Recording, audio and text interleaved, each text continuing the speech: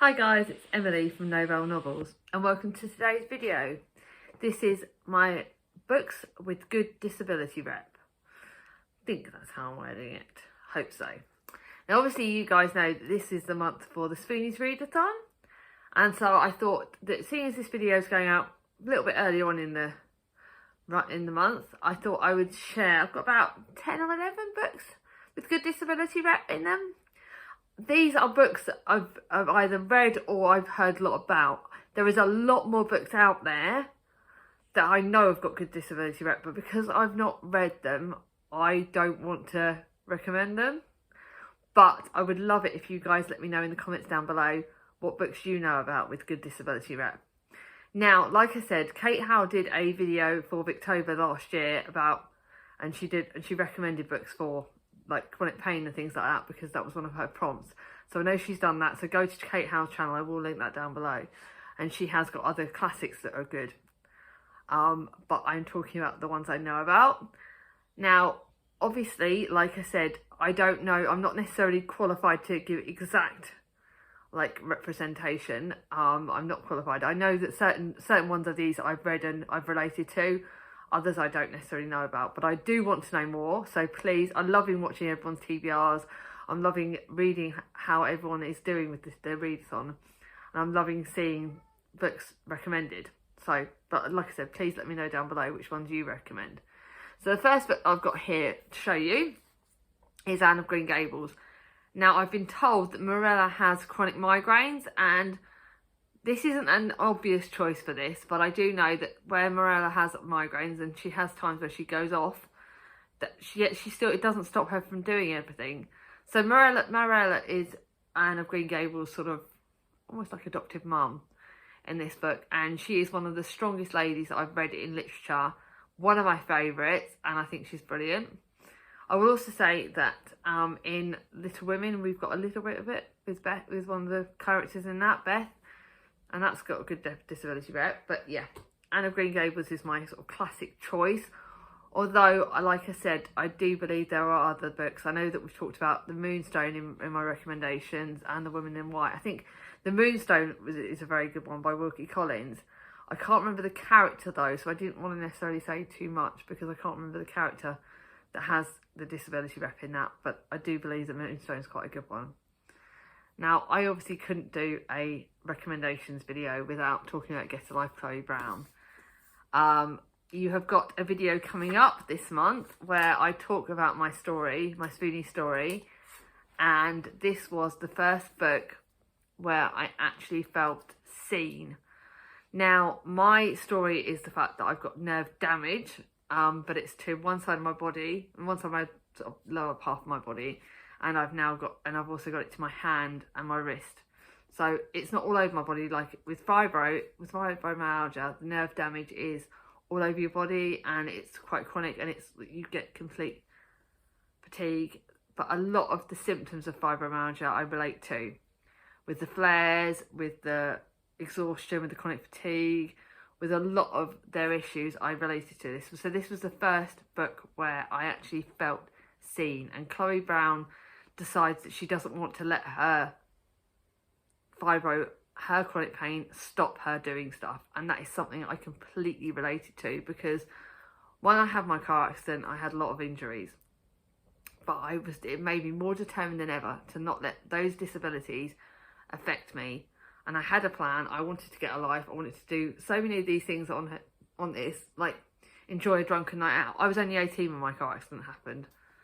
Enjoyed a fair few drunken nights out. Rode a motorbike. I rode on the back of my cousin's motorbike. A distant cousin's motorbike. Go camping. Not sure how I'm going to do with that now. Done it in the past. Did it. But I'm not sure how I'll do with that now because of the getting up and getting down again. It's naughty one about sex. Won't go there. Travel the world with nothing but hand luggage. I have gone to different countries. I went to Corfu with my family.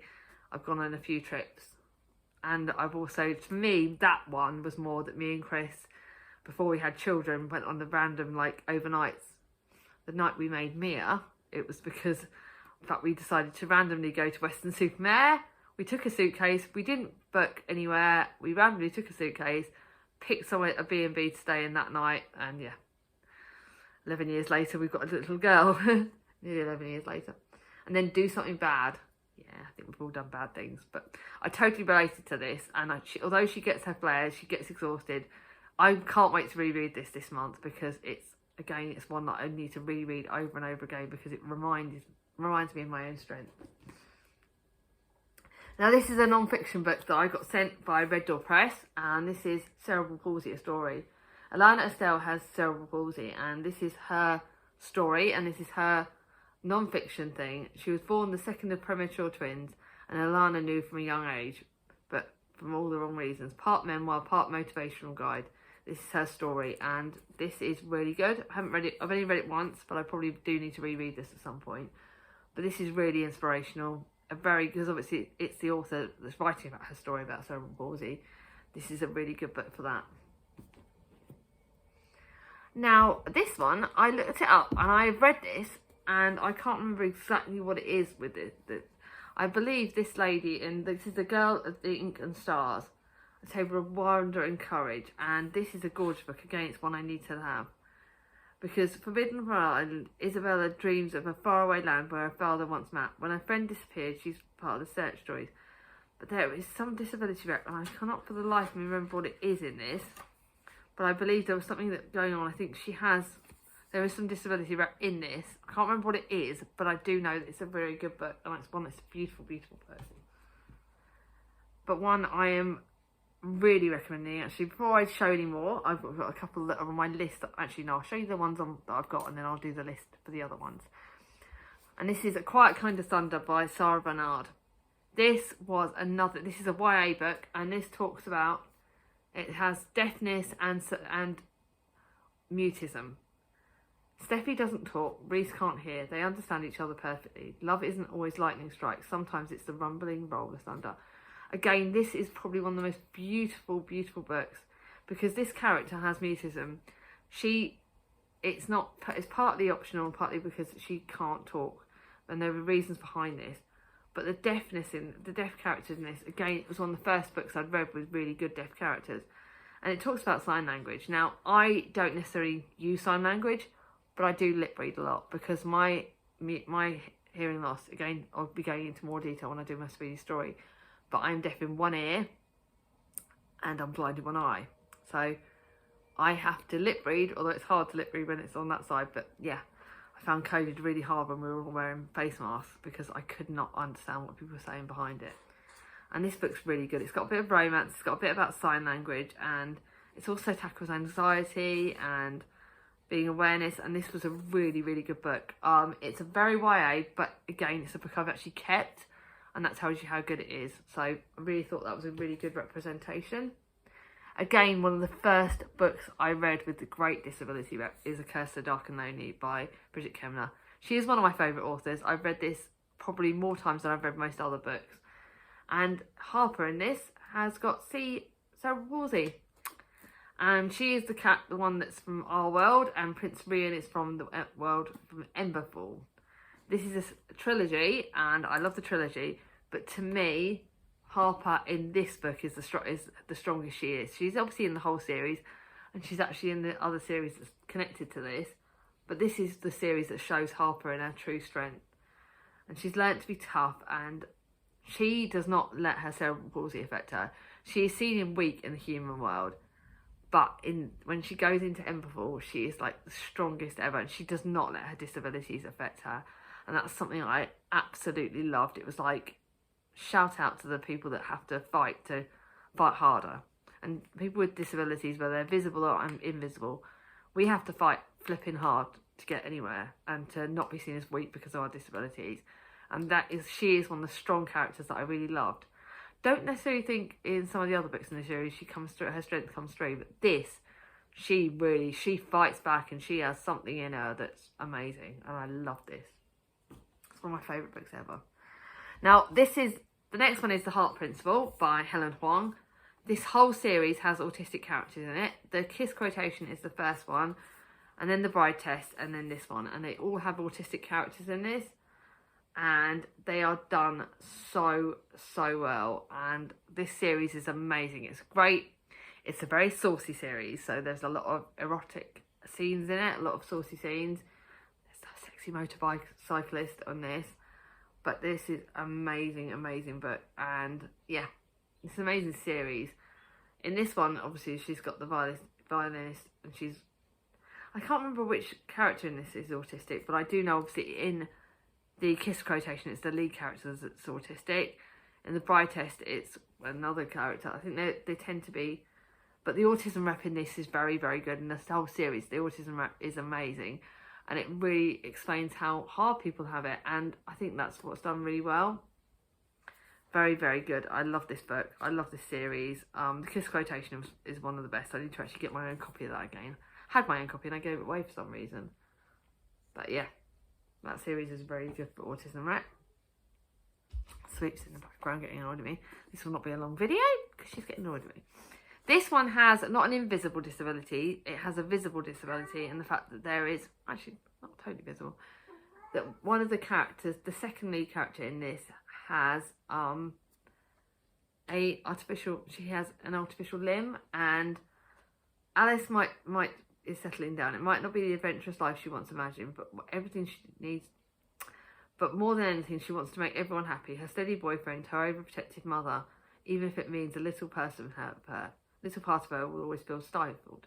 Max is shaking things up. After a devastating injury, he has he's an amputee, and he is determined to prove himself.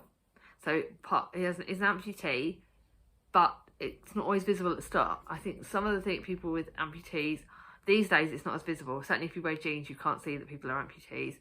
This guy in here, it's one of the only contemporaries I actually kept because I loved the way this described it, because he did not let his disability affect him whatsoever. He went on adventures. He probably pushes himself too hard in this, but again, I felt like the disability rep for me was really, really strong because he still fought forward. And yeah, I just thought it was amazing. The romance in this is great, but yeah, I just thought such a great book. And I personally think that amputees are obviously have their disabilities and they don't let them get to them. Now, before I show the last book, I am going to talk about the other books that are on my list. A Kind of Spark by Elle McNichol is a middle grade series of books, and it's the representation is of autism. And I've got to read the second book by the author. I need to nag Charlie because I thought it was part of a series, but there is another book that she hasn't lent me, and I need to nag her to lend me. But A Kind of Spark has amazing autism rep, and it is probably one of my best ones because it was done so well. And the lead character in that has autism, and yeah, she struggles with certain problems, but she does not let it get to her. She really fights against it, and she is an amazing, perfect representation of how autism should be dealt with. And I think it's the fact that I believe the author is autistic. Again, I can't remember for definite, but that is an amazing book. Then we've got 5 Feet Apart by, I cannot remember the name of the author, but that has amazing cystic fibrosis representation. But it is a book that will physically break you, make you cry your hardest, and it will kill you. It will kill you, trust me. I read it and it was like, well, it's by Rachel Lidicott. It was a brilliant book. I couldn't keep it because I knew that if I reread it, I would be in floods of tears. Then we've got Wonder by R.J. Palacio, and that is about a character with facial disfigurement. It's a book that I've let Mia read, but I can't remember if she gave it away. It's also been turned into a film, but it was a great description of, yes, this is a physical disability, this person's disfigurement. But this child, he really did not let it get to him. And the way he fights, oh my God, it was an amazing thing. Like, it broke my heart, that film, and it broke my heart, the book, because this kid used to go out with like a space helmet on to cover their face because they did not like people looking at their disfigurements. I struggle that when my Bell's palsy is playing up, my face drops, my eye goes off into one corner. And I hate people seeing me like that. And yeah, I related to that bit, and I thought that was an amazing representation. Then I will also say, I don't have this book with me, but I've got it upstairs, that the Woolworths Girls series by Elaine Everest, there is a character, I can't tell you who because it's a spoiler, that's another amputee, and that is dealt with really bloody well. Because the amputee happens right at the start of the series, that this person's injured in the war, and that happens. but it is dealt with so well. This character goes on and has a career and does really well for themselves, and I thought that Elaine Everest dealt with it really well. There is also another book that I've got up on my shelves, and it's by Heidi Swain, and it is one of her books. I will try and remember to link it down below, but it's got an amputee and it's done really well, really strong character, bloody loved it. But I got to end the book on a high, and end this book on a book that you will have. I will be doing a separate review. I don't know if the separate review will be live before this video or after. And this is The Secrets of Heartwood Hall by Katie Lumsden. Katie's one of us. But the reason I read this book for my readathon, and the reason I'm shouting this out is if you've not read this book, if you've not read my review, my Goodreads review is not going live until after I've done my review on the channel, because I wanted to really sort of shout out my exact feelings. But the lead character in this is partially deaf. She's deaf in her left ear, which is the exact ear that I am. And I don't know if Katie did research on that. I need to talk to her, but if she did research on it or whatever else, but she did the best one of the best representations of partially deaf character ever. I have very rarely ever read books that described it perfectly like Katie did in this book. And I'm not just saying that because Katie's one of my friends. I'm not just saying that because I love the bloody book. It's literally one of my favourites for the year so far. But the way she describes what this lead character has to deal with the deafness, about spatial awareness, about how you learn to live with it, how things are different, it is described so perfectly. So if you want to get a good idea of what it's like to have a partial deafness, then you need to read this. It is perfectly described. I think going forward, I would like to read more books with partial blindness. So if you know any recommendations, that would be really good. But please let me know if there are any books you know about this. Like I said, you will be hearing my story soon, but there are a lot of disabilities that I think we do need to get more awareness of. And that is why I'm doing this readathon. I want to get awareness out there, because a lot of people live with disabilities that are not seen, and we need to shout out, we need to support each other, and we need to do this. This is why I did this readathon. So, if you've got any more good recommendations, let me know in the comments down below. If you like this video, give it a thumbs up. If you're new to my channel, not subscribed yet, bring on my ding-a-ling. I'll see you all soon. Bye-bye.